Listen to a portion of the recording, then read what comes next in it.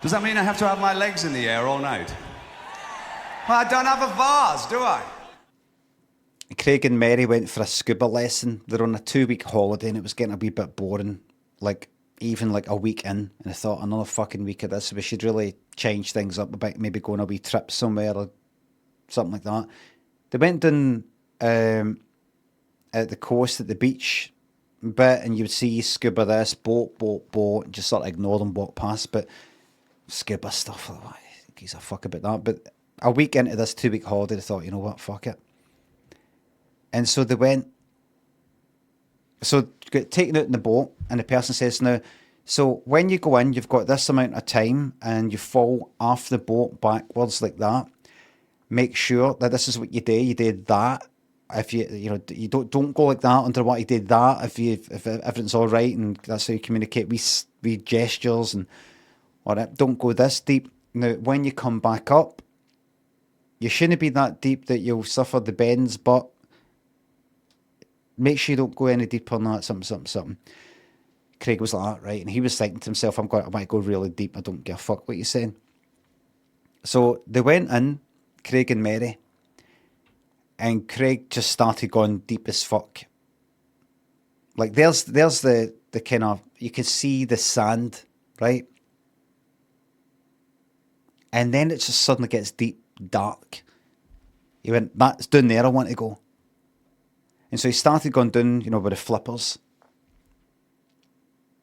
And the thing is, him and Mary, they'd started kind of arguing and all that. It started arguing. And the good thing is he was going down.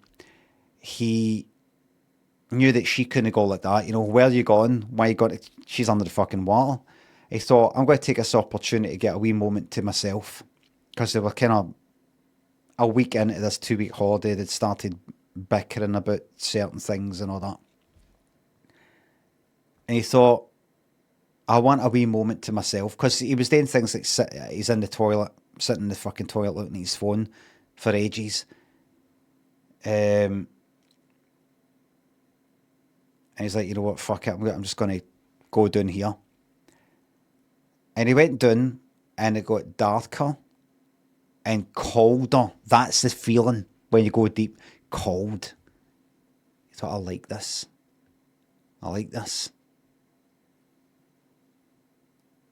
And he kept going down. And he saw this fish, big fish about that size. Normal looking fish, you know, like if you were to draw a fish. One of them. Like that size. Like that.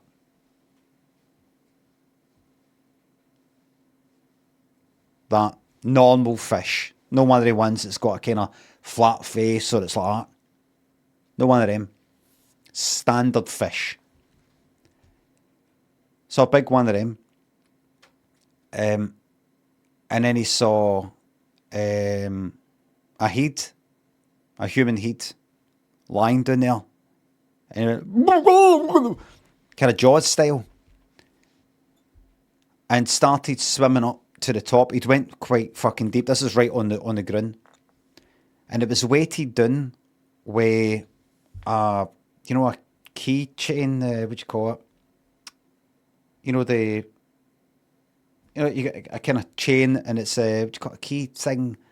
I know you put the keys in that thing, but I don't mean that. You know the one with if you push that and then you can put it into something and you let go. You know, it's got a kind of spring thing and then you click that in like that. That was put through the nose, right through there. Know that?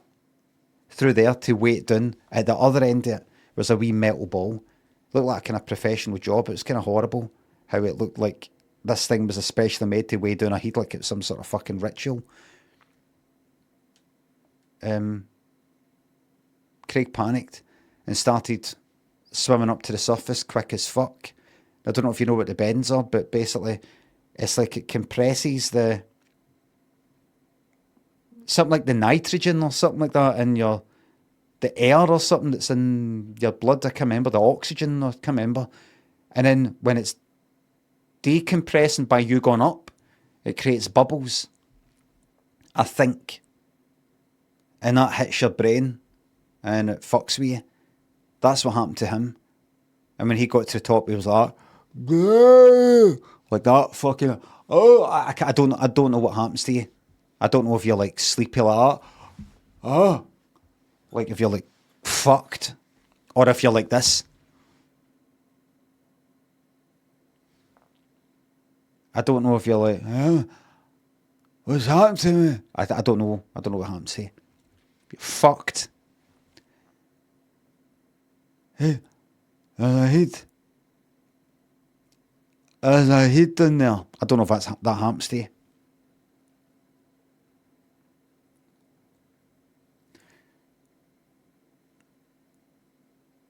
Mary went like, you stupid idiot. Never do that again. A stupid idiot. And he was like flopping about with brain damage. Temporary brain damage. Simulated brain damage. I don't know how it works. This was in Spain, and the guy who was previously speaking in English started shouting at Craig in Spanish. Because as well as he knew English, he didn't know all the best words, swear words, in English. He just knew all the good ones in Spanish. And he started shouting like that. You know, the fucking rolling of the R's. Kind of thing, there's a lot of that. Lot of that. And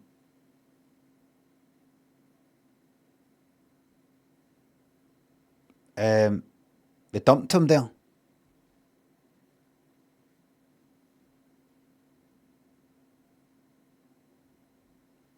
Because they got in the boat.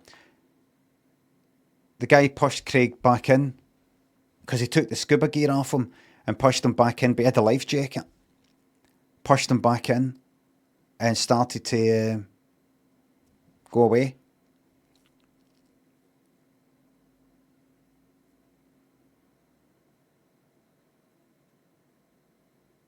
And Mary went like that. But the guy is headed back to the shore. Maybe this guy will be better than that cunt. So she put her hand on his shoulder. And the guy went like, oh! He got a fright. He forgot about her and he pushed her in. She didn't have a life jacket on. She had taken it off. They were honestly quite far out. And she tried to swim back to the shore. And she struggled. So she tried to swim back to where Craig was because he had a life jacket. But she thought, I should have picked one or the other because now I've basically doubled the fucking journey here. So she perished. Craig was picked to pieces by seagulls. See, with seagulls, they can detect weakness. And see, when they knew he was like that. And you know, he's like that. His head fucked. They were like that. Oh, swooping down and like taking a peck and then going away. Like the birds, like fucking Alfred Hitchcock. They go for the eyes. They know to go for the eyes first because once your eyes are gone, you're at a severe disadvantage. So, here's the funny thing. They took his eyes out and then they pecked his head off because they wanted to get into the juicy bits. You know, it's in there they want to get. So they pecked around the neck because they're clever. And his head came off.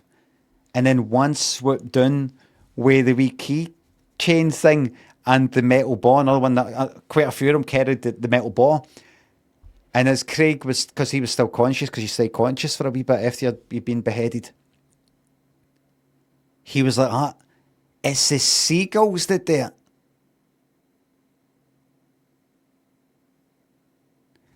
And then so his head went down at the bottom. And he saw himself go down because he didn't drown because he's already, beheaded, so it doesn't really matter. No new oxygen's gone to the brain anyway. And he thought to himself, are seagulls more clever than crows? Why don't they tell the world? And he thought the reason why they don't show off their intelligence is because people would make them do these stupid fucking, look at how this seagull solves this 7-part puzzle.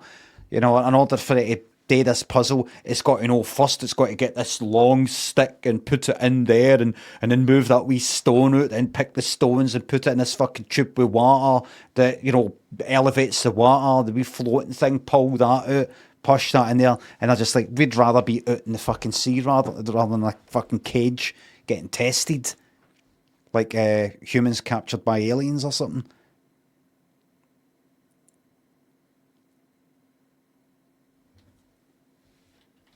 The end, and here's the thing. Here's an epilogue. That's a true story. Do you know how I know? Because that went on for ages. Like another person, then spotting, you know, his head and another one. I was the last one who survived it.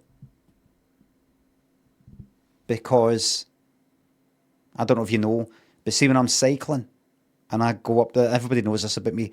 If I'm cycling and there's birds in front of us, like pigeons or seagulls, there's somebody's got to use the name I brake for birds. I make sure I brake, you know, and I go very, very slowly. And I look around to make sure people see me.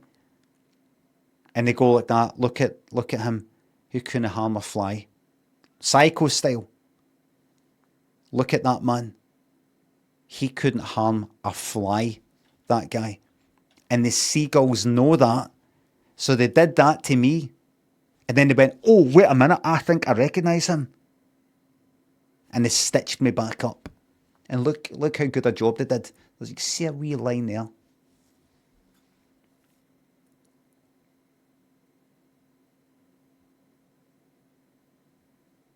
The end. And that's why, although you sometimes see seagulls pecking into a half-dead pigeon, they'll never be able to take that memory away from me, what they did for me.